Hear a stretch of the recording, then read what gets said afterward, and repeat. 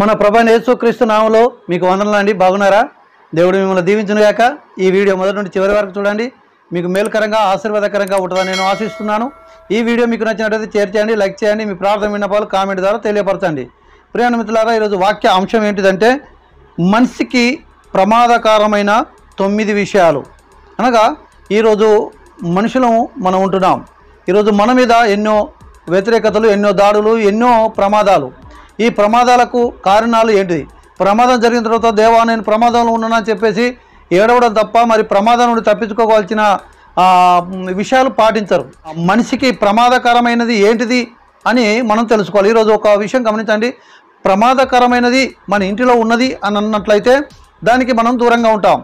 ఎందుకంటే అది ప్రమాదకరమైనది. ఈరోజు కరెంటు వైర్ రేలు ఉన్నది అనుకోండి, మనం ఏం చేస్తాం? ఇది కరెంటు వైర్ రేలు ఉన్నది, అది ప్రమాదం కనుక దానికి మనం దూరంగా ఉండాలి, దాని దగ్గరికి వెళ్ళకూడదని చెప్పేసి మనం దాన్ని జాగ్రత్తగా తీసుకుంటాం. అదే రీతిగా ఈ యొక్క ప్రమాదకరమైన విషయాలు మన ముందు ఉన్నప్పుడు ఆ విషయాలు మనం తెలుసుకోకుంటే ఆ ప్రమాదం నుండి మనము తప్పించబడం. ప్రమాదం నుండి మనం తప్పించబడాలంటే ప్రమాదకరమైన విషయాలు మనం తెలుసుకోవాలి. అసలు మరి మానవునికి ప్రమాదము ఏంటి? ఈ మానవునికి ప్రమాదము జరుగుతూ ఉంటుంటే ఈ ప్రమాదం రాకుండా మనం కాపాడబడాలి కనుక ఆ ప్రమాదము రాకుండా కాపాడబడేటి మనం తెలుసుకుందాం. మొదటిగా మనిషికి మరి పతనం చేసేది, వాని జీవితాన్ని, వాని బ్రతుకును, సమస్తాన్ని మరి పతనం చేసేది ఏంటిది అన్నట్లయితే సామెతలు 16:18 రాయబడింది.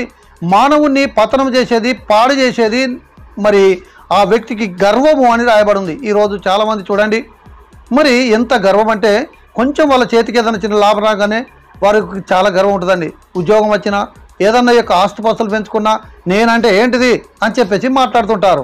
అసలు ఒక విషయం గమనించండి, నేనంటే ఏంటిది అని మాట్లాడుతున్నప్పుడు నువ్వేంటిదో నువ్వు ఒకసారి గుర్తెరగాలి. నువ్వేంటిది? ఒక మన్ను, ఒక మట్టి అన్న సంగతి గుర్తుంచుకోవాలి. నువ్వు నీటి మీద బుడగ లాంటి వాడవని గుర్తుంచుకోవాలి. కానీ ఈరోజు అది తెలియక మానవుడు మరి నేనంటే ఏంటిది, నా సంగతి నీకు తెలియదు అని చెప్పేసి గర్వం, ధనగర్వం, బలగర్వం, మరి బలగం గర్వం, ఇలాంటి ఒక గర్వాల చేత మానవుడు పతనం అయిపోతున్నాడు. అవన్నీ కూడా దూరం అయిపోతున్నాయి. ప్రియమైన మిత్రులారా, ఈరోజు దినదినము మనిషిని పతనం చేసేది ఏదన్నా ఉన్నది అంటే గర్వం. గర్వం చేత మరి సమస్తం కోల్పోయిన యొక్క వ్యక్తులు మరి ఎంతోమంది కలరు. ప్రియమైన మిత్రులారా, ఈరోజు ఈ గర్వం అనేది మంచిది కాదు. ఒక చిన్న సామెత ఉన్నది కదా అండి, అన్నీ తెలిసినది అణిగి మరిగి ఉంటేనట ఏమి తెలియంది ఎగిరెగిరి పడుతుందంట. అలాగనే మానవుడు ఏం చేస్తుంటాడంటే ఏం తెలిసి తెలియకుండా గింత అని తెలియగానే నాకు ఎంతో తెలుసు, నేను గొప్పవాడిని, నాకు బాగా బైబిల్ తెలుసు, నాకు చాలా వాక్యం తెలుసు, ఇలాంటి యొక్క గర్వము చాలా మందికి ఉంటుంది. ఈ గర్వం మనిషిని పడేస్తుంది. ప్రియమైన మిత్రులారా, ఏ వ్యక్తి అయితే తను ఎంతైతే ఎదుగుతున్నాడో తను ఎదిగిన కొలది తన గర్వాన్ని అణిచివేసుకోవాలి, తగ్గించేసుకోవాలి. కానీ ఈరోజు ఏం తెలియకుండానే నాకు అన్నీ తెలిసినట్టుగా మరి తెలిసే అనుకునే యొక్క వ్యక్తులు చాలామంది ఉన్నారు. అది మనిషికి ప్రమాదం. ఆ యొక్క ప్రమాదంలో మనం పడద్దు అన్నట్లయితే ఆ గర్వాన్ని మనము తీసేసుకోవాలి. ఎంతైతే మనం గర్వాన్ని తీసేసుకుంటామో అంత మనము మేలు పొందుకుంటాం, మన ప్రమాద యొక్క స్థితి నుండి మనం తప్పించబడతాం. అలాగనే రెండో విషయానికి వచ్చినట్లయితే మానవునికి ప్రమాదకరమైనది ఏంటిది అని మనం చూసినట్లయితే మానవునికి ప్రమాదకరమైనది వ్యభిచారమని 1 కొరింథీ 6:13 మనకు కనబడుతుంది. ప్రియమైన మిత్రులారా, దేవుడు మానవుని పుట్టించి ఇదిగో వారికి మరి యొక్క సాటి యొక్క సహాయాన్ని దేవుడు ఇచ్చాడు. ఈరోజు ఎక్కడ చూసినా, ఏ ప్రాంతంలో చూసినా మరి ఈ యొక్క వ్యభిచారం అనేది చాలా మరి పతనం చేస్తుంది. మీకు తెలుసా, ఈరోజు తప్పైన కుమారుడు ఇంటి నుండి తప్పిపోయి ఆ యొక్క డబ్బంతా కూడా వ్యభిచారులకు వ్యర్థమైన దానికి ఖర్చు పెట్టేసి మరి ఒక భయంకరమైన పరిస్థితిని అనుభవించాడు. ఈరోజు సంసోను పరిస్థితి మనం చూసినట్లయితే ఎందుకు పతనం అయిపోయాడంటే అదే సంగతి. అలాగని మనం చూసుకుంటూ వచ్చినట్లయితే ఎంతోమంది గొప్పవారు, బలం కలిగిన వాళ్ళు, ధనం కలిగిన వాళ్ళు, మరి ఆ యొక్క వ్యక్తి ఆయుధం లేకుండా పడిపోయేది ఏదంటే ఇదే. ఇలాంటి దాంట్లో అలాగనే వ్యభిచారంలో 2 రకాలు మనకు కనబడుతుంటుంది. మొదటిగా మరి ఈ యొక్క మనము నిత్యం పూజిస్తున్నా మన దేవుణ్ణి కాదని, ఆ దేవుణ్ణి కాదని మనము ఏదో ఒక దాన్ని పూజించడం అది ఒక వ్యభిచారమే. ఈరోజు మనం అనుకుంటున్నాం నేను వ్యభిచారం చేస్తానని చెప్పి శరీర సంబంధంగా అనుకునే యొక్క వ్యక్తి ఆత్మ సంబంధమైన వ్యభిచారంలో వాడు ఉంటున్నాడు. ఎందుకంటే వాడు పూజిస్తున్నది ఏంటిది? మరి ఏదాన్ని పూజించాలి? నిన్ను పుట్టించిన భగవంతుడు నువ్వు పూజించాలి, కానీ మరి అలాగనే నువ్వు తయారు చేసుకున్న దాన్ని నువ్వు పూజించడం సరైనది కాదు. కానీ నీకు ఒక భగవంతుడు ఉండగా, ఒక దేవుడు ఉండగా ఆ దేవుడిని విడిచిపెట్టేసి మరి అన్ని నాయే అంటున్న యొక్క వ్యక్తి ఏమని పిలవాలో ఒకసారి మీరు అర్థం చేసుకోండి. ఆ యొక్క వ్యక్తి మరి ఆత్మీయ వ్యభిచారం అని చెప్పేసి మీరు గమనించాలి. అందుకొరకే ఈ 2 కూడా మానవునికి ప్రమాదమే. ఆత్మీయ వ్యభిచారం వల్ల దేవుని రాజ్యం చేరము, ఆత్మీయ వ్యభిచారం వల్ల ఈరోజు మనం పొందవలసినవి పొందాము, ఆత్మీయ వ్యభిచారం వల్ల ఈరోజు మనం ఒక భయంకరమైన స్థితిలోకి వెళ్ళిపోతాం. శరీర యొక్క దాన్ని బట్టి కూడా ఈరోజు ధనము, బలము, బలగము సమస్తం మనం కోల్పోయి ఈరోజు దేవునికి దూరంగా అయిపోతాం. మూడో విషయానికి వచ్చినట్టయితే మరి ఇక్కడ మనం గమనించాలి. ఎఫెసీ పత్రిక 5వ అధ్యాయం 18వ వచనంలో చూస్తున్నాం. మరి ఇక్కడ చూసినట్లయితే మద్యపానం, ఈ మద్యపానం అనేది మనిషిని పాడు చేస్తుంటుంది. బ్రతుకునే ఒక వ్యక్తి తిరిగి ఈ విలువలేని యొక్క వ్యక్తిగా మరి ఆ వ్యక్తిని చేస్తుంటుంది. మాకు ఒక పాట గుర్తుకొస్తుంది. ఆ పాట ఏంటంటే, పొద్దందాక పొలాలుంటవు, పొద్దంగితే నీ వచ్చి తలాలుంటవు, కుండలు బోర్లిస్తావు, పెండలోన బొరుతావు, ఎన్నాళ్ళనికి ఇట్లుంటావే ఓ పెద్దన్న ఇంకెన్నడు మారుతావే. అంటే ఈరోజు ఎట్లున్నదంటే ఆ వ్యక్తి ఏమవుతున్నాడో ఏం చేస్తున్నాడో వానికి తెలియదు.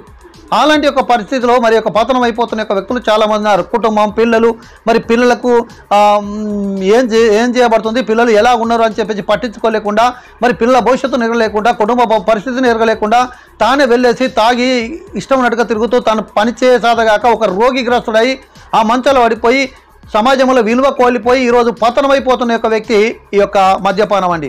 ఈ మద్యపానానికి గురి అయ్యి ఎంతోమంది పతనమైపోతున్నారు. మద్యపానంలో చాలా రకాలుగా కనబడుతున్నాయి. డ్రగ్స్ అని ఇంకా తదితర ఎన్నో విధాలుగా ఈరోజు ఆ పిల్లల కాడికెళ్ళి పాడు చేస్తున్నది ఈ మద్యపానం. ఈ మద్యపానానికి దూరంగా ఉన్నట్లయితే మనం పాడు చేయబడే దాని నుండి మనం కాపాడబడతామని చెప్పేసి మీతో నేను మనవి చేస్తున్నాను.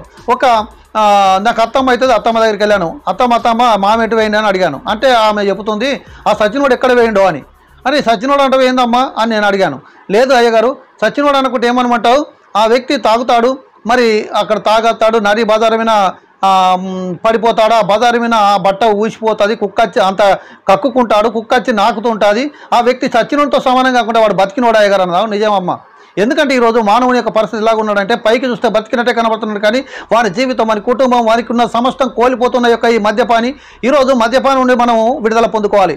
చాలామంది అంటారు, అయ్యగారు నాకు మద్యపానం నుండి విడుదల పొందుకోవాలని ఉంది, కానీ నేను విడుదల పొందుకోలేకపోతున్నామని. ఏ వ్యక్తి అయితే నేను విడుదల పొందుకోవాలని ఆశపడతాడో ఖచ్చితంగా ఆ వ్యక్తి విడుదల పొందుకుంటాడు. ముందు ఆ వ్యక్తికి కలగవలసింది ఏంటిదంటే, ఆ వ్యక్తిని తిడితే కాదు, ఏమంటే కాదు, వాడు ఒక తాగుపోతాడని మనం అంటే ఆ వ్యక్తి మారడు. కానీ ఆ వ్యక్తి ఎప్పుడైతే తాను నేను మారాలని అనుకుంటాడో ఆ వ్యక్తి మారాలనుకుంటున్నప్పుడు ఖచ్చితంగా తాను మారగలుగుతాడు. కొన్ని ఆటంకాలు, వ్యతిరేకతలు, కొన్ని ఆటంకాలు వచ్చినా తనకు కావాల్సింది ఇంకా తన ముందుకు ఫ్రీగా దొరికినా తాను దాని నుండి విడుదల పొందుకోవడానికి ఆశ కలిగి ఉన్నట్లయితే ఖచ్చితంగా దాని నుండి దేవుడే మరి విడిపిస్తాడన్న సంగతి మీరు గమనించాలి. ఏ వ్యక్తి అయితే మద్యపానానికి దగ్గర మద్యపానంలో ఇంకా ఉంటున్నాడో ఆ వ్యక్తి ఇకనైనా మారు మనసు పొందుకొని అవన్నీ వదులుకున్నట్టయితే నీ ఆరోగ్యం బాగుంటుంది, నీ సంసారం బాగుంటుంది, నీ పిల్లలు బాగుంటాయి, నీ కుటుంబం బాగుంటుంది, నువ్వు దేవుని యొక్క రాజ్యానికి వెళతావు, నువ్వు పతనం కాకుండా కాపాడబడతావు అని చెప్పేసి నీతో మనవి చేస్తున్నాను. మూడో విషయానికి వచ్చినట్లయితే సామెతలు మరి 11వ అధ్యాయం దాని 28వ వచనం రాయబడి ఉంది. మనిషిని పతనం చేసేది, పాడు చేసి ధన ఆశ. ధనము తప్పు కాదు, ధనం సంపాదించడం తప్పని చెప్పడం లేదు. అట్లన్నట్లయితే దేవుడు తన భక్తులకు అందరికన్నా ఎక్కువగా ధనం ఇచ్చాడు. తలగా ఉంచుతా అని చెప్పాడు, తోకగా ఉంచుతా అని చెప్పాడు. అంటే ధనం చెడ్డదానికి కాదండి. ఈరోజు ధనం అనేది మనిషిని చెడ్డది కాదు, కానీ ధన ఆశ, ధనాపేక్ష మనిషిని పాడు చేస్తుంటుంది. ధనాపేక్ష అంటే అది ఒక్క రోజుతో ముగించేది కాదు. ధనాపేక్ష అనేది అది నాకు వచ్చిన యొక్క డబ్బుతో తృప్తి పడేది కాదు. ఇంకా కావాలి, ఇంకా కావాలి, ఎవరినో ముంచాలి, ఏమొచ్చేయాలి. వాని జీవితంలో వాడు పతనమయ్యేంత వరకు కూడా ఆ ధనాపేక్ష మరి పాడు చేస్తూ ఉంటుంది. చూస్తే మనం అనుకుంటాం వాడు డబ్బు సంపాదిస్తున్నాడు కదా, మంచిదే కదా అని అనుకుంటాం. కానీ ఆ సంపాదించేది తనకు తానే చివరికి ఎవరి లేకుండా అందరిని దూరం చేసుకుంటాడు, అందరికీ దూరం అయిపోతాడు, మంచి పేరుకు దూరం అయిపోతాడు. తాను దినదినము మరి ఆ ధన అపేక్షతో తాను వెళ్ళిపోతాడు. ధనవంతుడు చూడండి, ఆ వ్యక్తి ఓ ప్రాణమా తిను తాగు సుఖించు అన్నాడు, సుఖించాడా? ఈరోజు అంబానీ కొడుకు చూడండి, ఇక్కడ అంబానీ కొడుకుని మనం చూసినట్టు అక్కడ చాలా డబ్బు ఉంది, కానీ తన యొక్క కొడుకు విషయంకి వచ్చినట్టయితే ఎంత ఘోరమైన పరిస్థితులు ఉండో మీకు తెలుసు. నేను చెప్పడం లేదు ప్రయాణ మిత్రులారా. అలాంటి ధనము, సంపద అని ఇంట్లో సమాధానం లేకుండా, ఈరోజు ప్రశాంతత లేకుండా, పిల్లల మధ్యలో, కుటుంబం మధ్యలో సమాధానం లేకుండా, ఈరోజు డబ్బు, జాబు ఇవి అనుకుంటా కుటుంబం పిల్లల్ని పట్టించుకోలేకుండా ఇష్టానుసారంగా జీవిస్తుంటుంటే ఈరోజు నీ పిల్లలు నీకు దూరం అయిపోయి, నీ భార్య నీకు దూరం అయిపోయి, నీ కుటుంబం నీకు దూరం అయిపోయి, నీ ధనం నీ దగ్గర అయినంత మాత్రాన నువ్వు పతనం కాలేదనుకోకండి. ఈరోజు నువ్వు పతనం కావద్దంటే ధనాపేక్ష మనిషికి చెడులోకి తీసుకెళ్తుంది. ధనాపేక్ష మనిషిని పాడు చేస్తుంది, చివరికి నాశనం అయిపోతాడు. ఒక వ్యక్తి ధనాపేక్షతో మరి నాకు తెలిసిన ఒక వ్యక్తి తన మంచి భక్తుడు, ప్రార్థన పరుడు, తాను మంచి ప్రార్థన చేస్తున్న యొక్క వ్యక్తి, నమ్మకంగా క్రైస్తవ గుడికి వచ్చేటవాడు. కానీ తనకు జాబ్ వచ్చేసింది. జాబ్ వచ్చేసిన తర్వాత నా భార్య అంటుంది, పక్కోడు చూడండి వాడు ఎంత మంచి కారు కొన్నాడు, పక్కోడు చూడండి ఎంత మంచి బిల్డింగ్ కొన్నాడు, పక్కోడు చూడండి ఎంత మంచి బట్టలు కొంటున్నారు, వాళ్ళకి వాషింగ్ మిషన్ ఉంది, వాళ్ళకి ఇవన్నీ ఉన్నాయి, మరి నీకెందుకు లేదని చెప్పి తన భార్య తనను పీడించడం మొదలుపెట్టింది. ఆ తర్వాత తను అన్నాడు, అరే వాళ్ళు లంచం తీసుకొని మోసం చేసి సంపాదిస్తున్నారంటే నువ్వు ఎట్లా నాకు తెలియదు, నాకు మాత్రం డబ్బు కావాలి. ఆమె డబ్బు కొరకు ఇంట్లో పోరు చేసిన తర్వాత ఆ వ్యక్తి లంచం తీసుకోవడం మొదలుపెట్టాడు. ప్రియమైన మిత్రులారా, ఏం జరిగిందో తెలుసా? ఆ వ్యక్తి పేరు చెప్పను కానీ చివరికి లంచం తీసుకుని దొరికిపోయాడు. ఉన్న ఉద్యోగం ఏంది, ఈరోజు కఠినమైన ఒక పరిస్థితిని అనుభవిస్తూ భయంకరమైన బాధను అనుభవిస్తున్నాడు. ఇటు దేవుడు మెచ్చుకోడు, ఇటు మనుషులు మెచ్చుకోరు. అలాగని ఈరోజు పతనమైన యొక్క పరిస్థితిలో కనబడుతుంటున్నది. అందుకొరకే నేనేం చెప్తున్నానంటే, ధనాపేక్ష సమస్త కీడులకు మూలం అని రాయబడింది. నీ సమస్త కీడులు నీ ఇంటికి వస్తున్నాయంటే ధనాపేక్ష. ప్రియమైన మిత్రులారా, ధనాపేక్ష వల్ల ఎంతోమంది పతనం అయిపోయిన వాళ్ళు ఉన్నారు. ధనం రాగానే అటాక్ వచ్చిన వాళ్ళు ఉన్నారు. ధనం రాగానే ఇంట్లో భార్య పిల్లలకు పక్షవాతం వచ్చిన వాళ్ళు ఉన్నారు. ధనం రాగానే దాన్ని తట్టుకోలేక భయంకరమైన పరిస్థితిని అనుభవించిన వాళ్ళు నాకు తెలుసు. ప్రియమైన మిత్రులారా, అలాంటి కఠిన యొక్క పరిస్థితులు ఉన్నారు. చాలామంది ధనం ఉన్నా ఆ ధనాన్ని తినలేక, ఆ ధనం ఉన్నా ఆ ధనాన్ని ఉపయోగించుకోలేక, ఆ ధనం చేత ఎన్నో వ్యతిరేకతలు, ఎన్నో ఆటంకాలు, ఎన్నో దొంగలు, ఎన్నో నిద్రలేని యొక్క దినాలు గడుపుతున్న యొక్క వ్యక్తులు చాలామంది ఉన్నారు. సమస్త కీడులకు మూలము ధనము కనుక ధనాపేక్ష తప్పు. ధనము తప్పు కాదు. దేవుడిచ్చే ధనము న్యాయవంతంగా, నువ్వు నమ్మకంగా, మోసం చేయకుండా నువ్వు సంపాదించుకునే ధనం మంచిదే. కానీ ఆ ధనము మరి ధన ఆపేక్ష ఇంకా కావాలనుకునేది నీకు ప్రమాదకరం. ప్రియమైన మిత్రులారా, అలాగనే చూసినట్టయితే మరి కీర్తనలు 37వ అధ్యాయం దాని 8వ వచనంలో చూస్తే, మనిషిని పతనములోనికి, నాశనములోనికి తీసుకువెళ్ళేది మరొకటి ఏదన్నా ఉన్నది అంటే కోపం. 5వదిగా అర్థం చేసుకోవాలండి కోపం. ఈరోజు ఒక భక్తుడు పాట రాశాడు, మనిషి కోపము మంచిది కాదు, పైలం కొడుక పాపమున్నది. ఈరోజు మనిషి యొక్క కోపం మంచిది కాదు. ప్రియమైన మిత్రులారా, ఈ మనిషి కోపం వల్ల ఎన్నో నష్టపోయిన యొక్క వ్యక్తులు కలరు.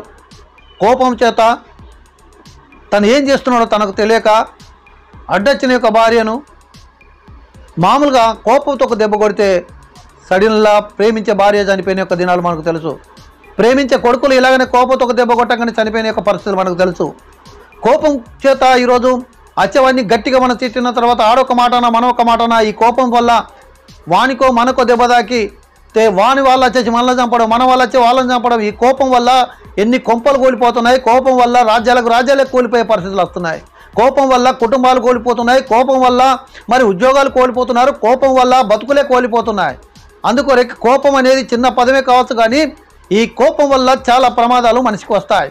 ఈ కోపానికి మనం కొంచెం దూరంగా ఉన్నట్లయితే ఖచ్చితంగా మన బ్రతుకును మనం కాపాడుకున్న వారుగా ఉంటాం. మనకు ప్రమాదకరమైన ఈ కోపము నుండి మనము మరి దూరం కావాలి. ఈరోజు మనిషికి కోపం రాకుండా మానదు, కానీ తాను కొంచెం ఆలోచన చేసి మాట్లాడాలి.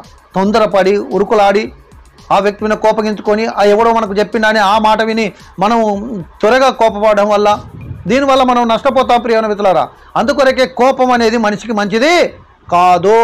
ఆ కోపం మనిషిని ఎక్కడికి తీసుకెళ్తుందంటే ప్రమాదంలోనికి తీసుకొని వెళ్తుందన్న సంగతి ఇక్కడ మనం గమనించాలి. ప్రియమైన మిత్రులారా, 6వ విషయానికి వచ్చినట్లయితే, నేను బాగుపడకుండా మంచిదే కానీ ఎవడు బాగుపడద్దు అనే యొక్క తత్వాలు. అసూయ, నాకు రాకున్నా మంచిదే కానీ పక్కోనికి రావద్దు. నేను బ్రతకకుండా మంచిదే, వాడు మాత్రం బ్రతకద్దు. నేను దీవించబడకుండా మంచిదే కానీ వాడు మాత్రం ఆ చేతికి మాత్రం పైసలు రావద్దు. ఇలాంటి యొక్క అసూయ చాలామంది ఉన్నారు. ఒక వ్యక్తి బాగుపడుతుంటే కళ్ళు మండిపోతున్న యొక్క వ్యక్తులు చాలామంది ఉన్నారు. క్రైస్తవ బిడ్డగా, దేవుని యొక్క కుమారుడిగా ఈరోజు నీకే అసూయ ఉన్నట్లయితే నువ్వు దేవుని బిడ్డగా ఎలాగ ఉంటావు? దేవుని బిడ్డలకు ఉండవలసిన లక్షణము అసూయ కాదు. అసూయ సాతాను నుండి పుట్టుకొచ్చేది. అసూయ అనేది మంచిది కాదు. ఆదికాండం 12వ అధ్యాయంలో అంటాడు, నిన్ను దీవించు వారిని నేను దీవిస్తా అన్నాడు. అంటే ఆ ఎదుటి యొక్క వ్యక్తిని దీవించాలంటే అసూయ ఉంటే దీవిస్తాడా? ఎదుటి యొక్క వ్యక్తికి ప్రార్థన చేయాలంటే అసూయ ఉంటే దీవిస్తాడా? ఈరోజు చాలామంది అసూయ పనులు చాలామంది ఇలా ప్రార్థన చేస్తారు. దేవా నన్ను దీవించు, నా పిల్లలు దీవించు, నా కుటుంబాన్ని దీవించు. ఎప్పుడు 24 గంటలు తన కొరకే దీవించమని అడుగుతారు తప్ప ఎదుటి యొక్క వ్యక్తిని అడగరు. ఎదుటి యొక్క వ్యక్తి బాగా కోరరు. ఎదుటి వాళ్ళు నాశనం కానీ ఏమన్నా కానీ అని చెప్పుకునే తత్వం సరేది కాదు. అందుకొరకే మనిషికి డేంజరస్ యొక్కలోకి తీసుకెళ్లేది ఏంటిదంటే అసూయ. ఈ అసూయ ఉన్న యొక్క వ్యక్తి ఎన్నటికీ బాగుపడు, అసూయ ఉన్న యొక్క వ్యక్తి ఎన్నటికీ మరి నిలబడు. ఈ అసూయ ఉన్న యొక్క వ్యక్తి ఎప్పుడో ఒక రోజు ఖచ్చితంగా కూలిపోవాల్సిన పరిస్థితి ఉంటుంది. ఆ అసూయ ఉన్న యొక్క వ్యక్తి ఖచ్చితంగా తాను బాగుపడు. ప్రియమిత్రులారా, దేవుడికి అసలు ఇష్టం లేని యొక్క వ్యక్తి ఎవడైనా ఉన్నానంటే అసూయపరుడే. దేవుడు అసూయ కలిగిన వాడు కాదు. ఎదుటివాడు ఇంకా దీవించబడాలని చెప్పి కోరాలా. ఎదుటివానికి ఒక కారు ఉన్నప్పుడు 2 కార్లు ఉన్నాయనుకోండి, దేవానికి ఇంకా 3వ కారు ఇవ్వని చెప్పి నువ్వు ప్రార్థన చేయగలుగుతావా? ఎదుటివానికి మంచి 10 లక్షల జాబ్ ఉన్నదనుకోండి, నువ్వు ఎదుటివానికన్నా నీ కొడుకు ఇంకొక ₹1,00,000 ఎక్కువ జాబ్ ఇవ్వని చెప్పి కోరుతావా? వానికన్నా నువ్వు ఇంకా వాడిని చూడకుండా నాకు జాబ్ ఇవ్వని అడుగుతావా? ఎదుటివాడికి జాబ్ వద్దు, ఎదుటివాడు గొప్పవాడు కావద్దు, ఎదుటివాడు ఒక ప్రెసిడెంట్ కావద్దు, ఎదుటివాడు ఒక ఉన్నతాధికారిగా మారద్దు. ఈడు మాత్రమే మారాడు. ఈడికి రాకుండా మంచిదే కానీ ఉన్నదంతా ఇచ్చగొట్టేసి కూర్చుంటాడు ఈడు. ఇది అసూయ. అయ్యలారా, ఈ అసూయ అనేది సరైనది కాదు. అసూయ ఎదుటివానికి ప్రమాదమే, నీకు ప్రమాదమే. అసూయ అనేది లేకుండా నువ్వు ఉన్నట్లయితే దేవుని యొక్క రాజ్యానికి నువ్వు వారసుడు అవుతావు. అలాగనే మనం చూసినట్టయితే 7వ విషయం వచ్చినట్టయితే మరి యోహాను సువార్త 16వ అధ్యాయం 2వ వచనంలో చూస్తాం. చాలామంది ఈ కాలంలో ఏమైపోయిందంటే మత పిచ్చి బాగా రేగిపోయింది. ఏవన్నీ చూసినా మత పిచ్చి. అయ్యా, మతాలు ఏమి మనకు అన్నం పెట్టవు, మతం పట్టవని యేసుప్రభువు కూడా చెప్పలేదు. క్రిస్టియన్ అంటే ఒక మతం కాదయ్యా, ఒక మార్గం. ఈ మత పిచ్చిలోకి వచ్చేసి నాది ఈ మతం, ఇదే కరెక్టు అదే కరెక్ట్ అని చెప్పేసి మనుషులను హత్యలు చేస్తూ ఇష్టమైన జీవితాన్ని జీవిస్తున్న ఒక సహోదరుడా, ఇకనైనా మారు మనసు పొందు. ఈ యొక్క మత పిచ్చి అనేది తొలగించుకో. మత పిచ్చి అనేది ఎన్ని రోజులకైనా నీకు ప్రమాదమే. సౌలుకు ఒక మత పిచ్చి ఉండేదండి. ఆయన యూదులైనప్పటికీ కూడా తన మత పిచ్చి బాగా తన నమ్మిన యొక్క దేవుని కొరకు ఎంతమందినైనా చంపుతాడు. అతను ఎంతమందినైనా కూడా మరి చంపుతాడు. తాను కూడా స్వచ్ఛంత కలిగిన యొక్క మత పిచ్చి అతనికి ఉంది. కానీ చివరికి ఏం జరుగుతుంది? చివరికి కండువ కొట్టుకొని భయంకరంగా పరిస్థితులు అనిపించాడు సౌలు. అయ్యా, మత పిచ్చి అనేది మంచిది కాదు. ఎక్కడ చూసినా ఈ యువతకు చాలామంది మత పిచ్చి లేపుతున్నారు. మరి చాలామంది ఒక తన ఓట్ల కొరకు, తన రాజకీయ వ్యాప్తి కొరకు, తన రాజకీయ లబ్ధి కొరకు చాలామంది యువతను మత పిచ్చిలోకి లేపుతున్నారు. చిన్న పిల్లలకే ఈరోజు మత పిచ్చి లేపుతున్నారు. మీరు అనుకోవచ్చు, క్రైస్తవులు మీరు కూడా లేపుతున్నారు. మేము మత పిచ్చి ఎన్నటికి లేపమండి. మా మతం వేరు, మీ మతం వేరు, మీరు వేరు అని చెప్పేసి మేము అనుకోం. ఈ భారతదేశంలో పుట్టిన ప్రతి ఒక్క వ్యక్తి కూడా నా సహోదరుల యొక్క భావంతోనే మేము పెంచుతాం. నాకు లేకపోయిన మంచిదే కానీ నా సహోదరునికి ఉండాలనే ఆలోచనతోనే మా పిల్లల్ని పెంచుతాం. మా పిల్లలు చెడిపోయి యొక్క మత పిచ్చితో పెరగరు. ఈరోజు చిన్న పిల్లలుగా వాళ్ళు ఉంటున్నప్పుడే వాళ్ళ చదువుల్లోనే ఈరోజు మత పిచ్చి లేపుతుంటున్నారు. ఈ మత పిచ్చి అనేది డేంజరస్. ఆ యొక్క వ్యక్తిని పతనం చేస్తుంది. పిల్లల వయసులో నుండే మత పిచ్చి రేపుతూ ఈరోజు తుపాకులు పట్టి నేర్పుతున్నారు, కత్తులు పట్టు నేర్పుతున్నారు, దేవుని కొరకు చంపాలి అనే ఒక విధానాన్ని నేర్పుతుంటున్నారు. అది సరైనది కాదు. ప్రియ మిత్రులారా, ఎవరికైనా ఇప్పటికైనా మత పిచ్చి ఉన్నట్లయితే ఆ మత పిచ్చి నుండి బయటికి రావాలని చెప్పేసి మీతో మనవి చేస్తున్నాను. అది నీకే ప్రమాదం. చివరికి నీవే ఆ మత పిచ్చిలో ప్రమాదంలోకి వెళ్ళిపోతావు. నువ్వు నిలబడ్డ కొమ్మను నువ్వే నరుక్కుంటున్నావు. నీ తోటి సహోదరులను నువ్వే కొడుతున్నావు. నీ బంధువులకు నీకే వైరం అవుతుంది. మత పిచ్చి ఈరోజు క్రైస్తవుడిగా ఉన్న నీవు కూడా ఒక మత పిచ్చిగా ఉండకూడదు. మత పిచ్చి ఉన్నది ఈరోజు సంస్థల పిచ్చి కూడా ఉన్నది చాలామందికి. మత పిచ్చితో పాటు సంస్థల పిచ్చి ఉంది. నా సంస్థ గొప్పది, నా సంస్థ గొప్పది. దేవుడు ఒక్కడేనట, సంస్థలు వేరట. ఈ సంస్థల పిచ్చిలు బాగున్నాయండి. ఆ పిచ్చిలో నుండి బయటికి రావాలా. అది మనిషిని ప్రమాదంలోకి తీసుకుని వెళ్తుంది.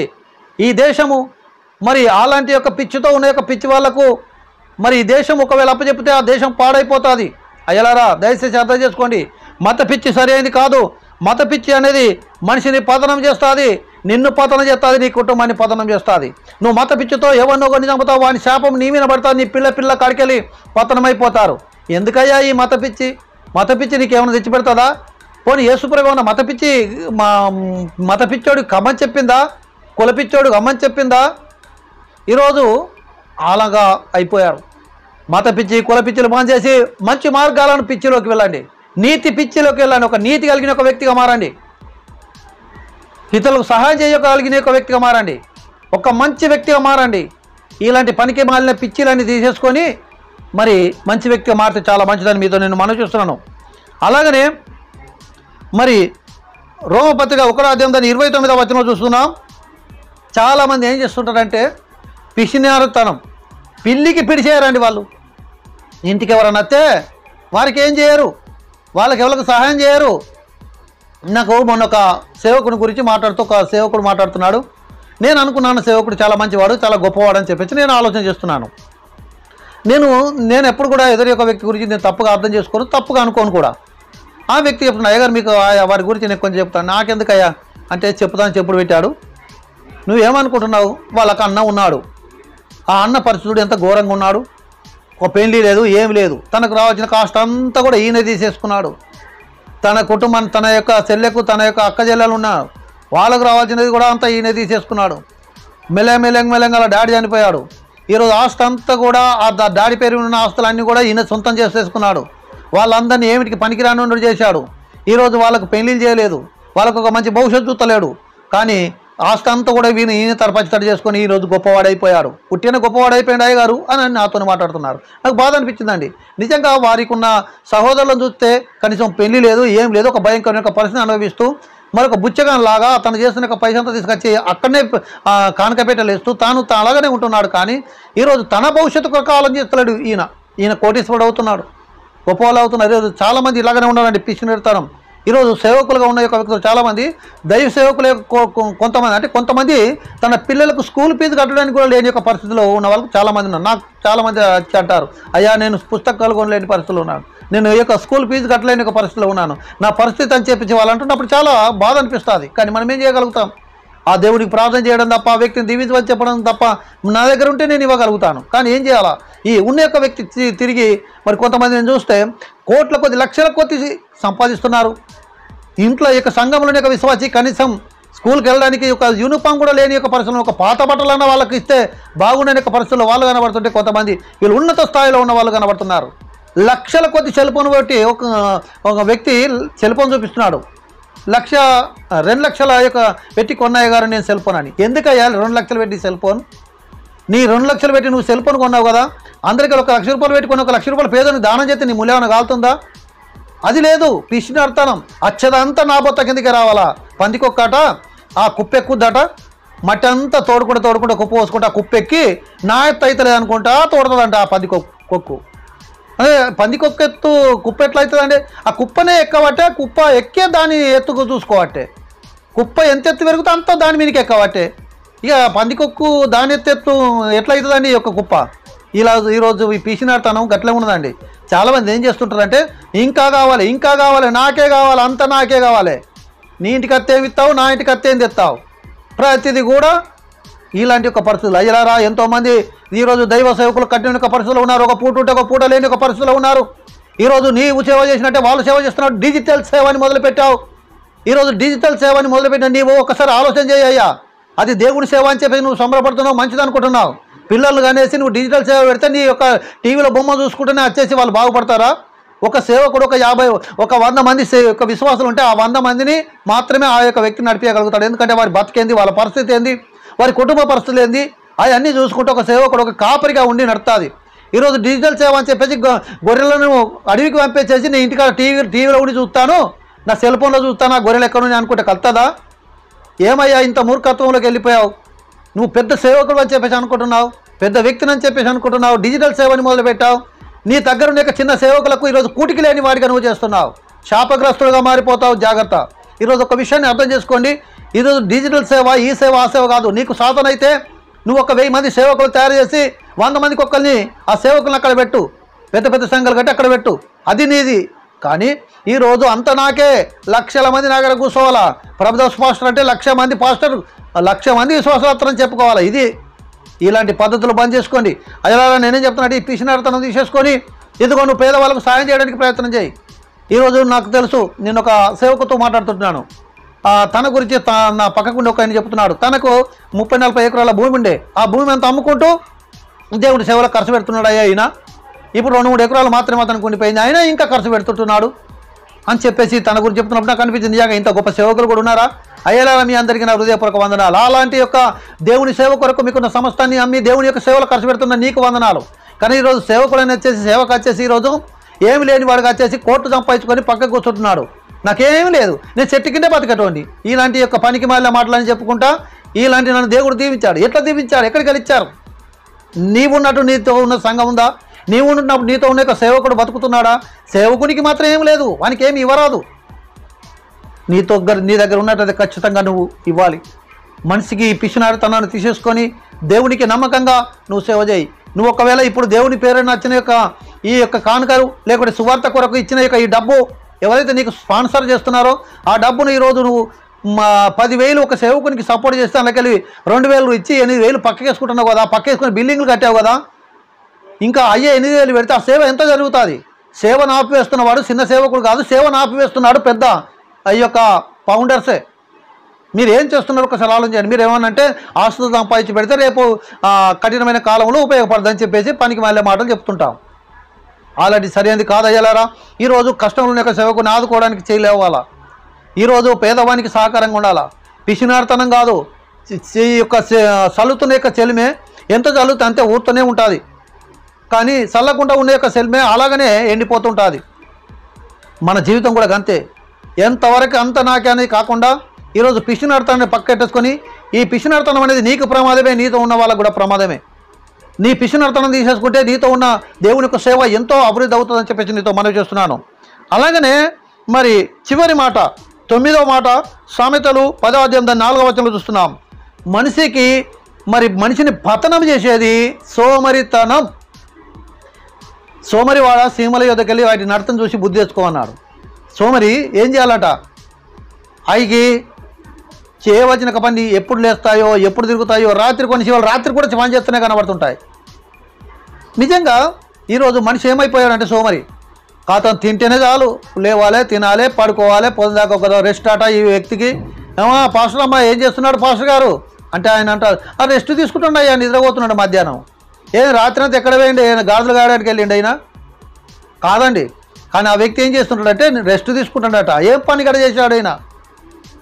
బతికున్న రోజులు దేవునికి సేవ చేయడానికి దేవుడు నిన్ను పిలిచాడు. రెస్టులు తీసుకోవడం దేవుడు ఉన్నంత కాలం వరకు దేవుడు అంటున్నాడు, దేవుడు తను నమ్మకంగా ఈరోజు పని చేసిన వాడిని దీవిస్తానని చెప్పాడు. సోమరితనం తీసేయాలా? సేవలో సోమరితనమే, పనిలో సోమరితనమే, లేసుట్లో సోమరితనమే, వాడుట్లో సోమరితనమే. నీ సోమరితనానికి అనుకుంటా మొదలు పెడితే పక్కోడు చూసుకుంటా మన సేవలోకి వెళ్ళి రక్తం వెళ్ళాలి అంతే. ఈ సోమరితనాన్ని పక్కట్టేసుకుని ప్రియ మిత్రులారా, దేవునికి నమ్మకంగా బ్రతుకుదాం. ఈరోజు సోమరితనం కాకుండా దేవుని యొక్క పనిలో నిమగ్నమవుతాం. పనిలో నిపుణత గలవాడిని చూసి వాడు రాజుల ఎదుట నిలబడతాడు. సోమరితనం కాదండి. సోమరి ఆ యొక్క వ్యక్తి ఇంకా పడుకున్నాక కూడా ఎవడన్నా కొంచెం నన్ను నోట్లో అన్నం పెడితే బాగుండు అంటాడు. ఆడు లేసులు లేటే ఆడు పడుకొని ఇంకా ఎవడన్నా నా నోట్లో అన్నం పెట్టాలని కోరుకుంటాడు. రాను పడుకొని ఏమవుతాడు? ఈ యొక్క చాలా దొడ్డుగా అయిపోతాడు, ఉబ్బిపోతాడు ఆ వ్యక్తి. ఏం పని లేదు, పాట లేదు, ఏం చేస్తాడు ఇక? అప్పుడేం జరుగుతుంది అంటే సోమరితనం. లేవలేము, నడవలేము, చేయలేము. ఏమన్నంటే ఈ నొప్పులు. అయ్యలారా, మనిషిని పతనం చేసేది దినదినం మనకు తెలియకుండా మళ్ళీ పతనం చేసేటివి ఈ 9 విషయాలు ఉన్నాయి. ఈ 9 విషయాలకు దూరంగా ఉన్నట్లయితే నువ్వే రాదు. ఈ 9 విషయాలకు నువ్వు దూరంగా ఉన్నట్లయితే నేను మించిన వాడు ఇంకొకరు ఉండరు. కనుక నమ్మకంగా ఉందాం, నమ్మకమైన సేవ చేద్దాం. ఇటు మాటలు దేవుడు దీవించుగాక. ఆమేన్.